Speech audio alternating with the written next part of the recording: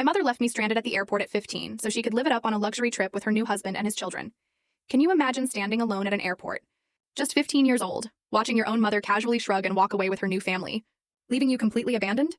It felt like the world had shattered around me in that moment at Gate 24. But what if that devastating betrayal wasn't the end of everything, but actually the shocking beginning of discovering a truth so powerful, it would change my entire life forever? Trust me, you need to hear what happened when my mother eventually came back to find my room empty. My name is Blanche, and for a long time, my early childhood memories with my mom were actually really happy.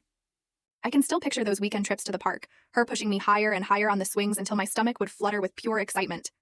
On my 6th birthday, she baked this wonderfully lopsided chocolate cake, decorating our tiny apartment with handmade paper streamers. We didn't have much, but back then, it felt like we had everything we needed in each other. Then, everything changed when I was 8. I came home from school one day to find my parents sitting stiffly on opposite ends of our worn couch. The air in the room was so thick with tension you could almost taste it. They told me they were getting a divorce with this bland, generic explanation. Sometimes adults just stop loving each other. It left me with a million questions and zero answers.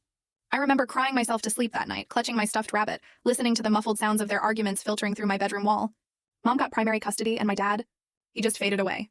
Weekends with him dwindled, then phone calls became awkward and brief. By the time I was 10, he was little more than a name on my birth certificate, a ghost of a memory. Life as a single-parent household wasn't easy. My mom worked 2 jobs just to keep us afloat, waitressing during the day, cleaning office buildings at night. I got used to microwave dinners and letting myself into our apartment with the key I wore on a string around my neck. Despite the financial struggles, there was a strange kind of stability in our routine. I knew the rules, I knew what was expected of me, and I never ever doubted that I was the center of her world. Then, when I was 13, everything shifted again. My mom met Richard at the restaurant where she worked. He was this wealthy businessman, leaving extravagant tips, always asking for her section. I still remember the first time she mentioned him. Her cheeks flushed, eyes sparkling as she described his expensive suit and the way he looked at her, like she was someone special. Their romance was a whirlwind. Within 6 months, Richard had proposed with a diamond ring so enormous it looked comically out of place on my mom's work-worn hand. Before I even had time to process the idea of a stepfather, we were moving into his sprawling suburban mansion. It had a pool, a home theater, more bathrooms than I could count.